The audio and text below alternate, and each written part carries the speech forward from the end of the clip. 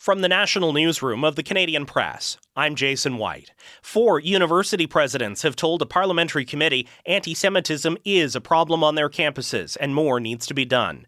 MPs questioned the presidents of the University of Toronto, McGill University, Concordia University, and the University of British Columbia. Their testimony on Parliament Hill comes as Jewish leaders, students, and faculty have voiced concerns over an increase in hate speech and violence since the beginning of the Israel-Hamas war last fall. Immigration Minister Mark Miller is increasing the number of applications to be processed under a much-criticized program to reunite people in the Gaza Strip with their Canadian relatives. Palestinian Canadians have complained about inconsistent messaging and onerous requirements, but Miller says Ottawa is doing its best to bring relatives from Gaza to safety. I want to make it clear to family members Canada continues to put in every effort on every level to facilitate the safe exit of their loved ones. While we have been limited in our success, it is certainly not for lack of trying. And we won't give up on bringing family members to safety.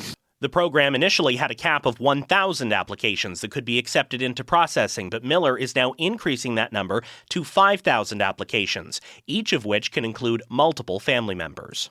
A wildfire near Fort Nelson, BC is now classified as being held as residents begin returning home after a more than 2-week evacuation of the town. The BC Wildfire Service says rain yesterday and the efforts of firefighters mean the Parker Lake wildfire in the northeast corner of the province is not expected to grow. But the 4,700 residents have to be ready to leave again at short notice because an evacuation alert remains in effect. Treasury Board President Anita Anand says Ottawa is working to develop new artificial intelligence strategy for the public service. She made the announcement at a meeting with experts in Gatineau, Quebec. And our strategy will guide the public service towards improving government in 3 key areas. First of all, services to Canadians. Second of all, operational efficiency. And third of all, capacity for science and research.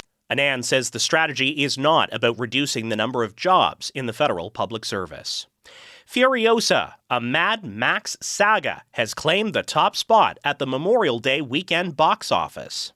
I want them back. Furiosa is claiming victory over Garfield. Furiosa, a Mad Max saga, earned $32 million domestically over the 4-day weekend, according to studio estimates. The Garfield movie earned $31.1 million.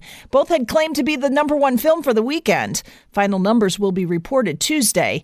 It was one of the worst Memorial Day weekends in decades for movie ticket sales. Box office sales were down 22% from last year. I'm Margie Zaraletta. This is the Canadian Press. In sports, the Toronto Blue Jays beat the White Sox this afternoon in Chicago. It was a battle of last-place teams, with the Jays going in at the bottom of the American League East, while the White Sox are the worst team in baseball. Edmonton forward Adam Henrique is set to return to action tonight when the Oilers host the Dallas Stars in Game 3 of the NHL's Western Conference Final. He was injured in Game 5 of Edmonton's first-round series against Los Angeles. The Winnipeg Jets introduced their new head coach, Scott Arniel, at a press conference today. Jets GM Kevin Cheveldayoff says Arniel's familiarity with Winnipeg's players gave him an edge over other candidates for the job. He's been with them, he's grown, he's built that relationship, he's had hard conversations, over 25 games over the period of 2 years. He's led them. And Basketball Hall of Famer turned star broadcaster Bill Walton has died after a prolonged fight with cancer. He was 71. From the Canadian Press, I'm Jason White. Thanks for listening. Don't forget to follow and subscribe. For more of today's top stories, visit thecanadianpressnews.ca.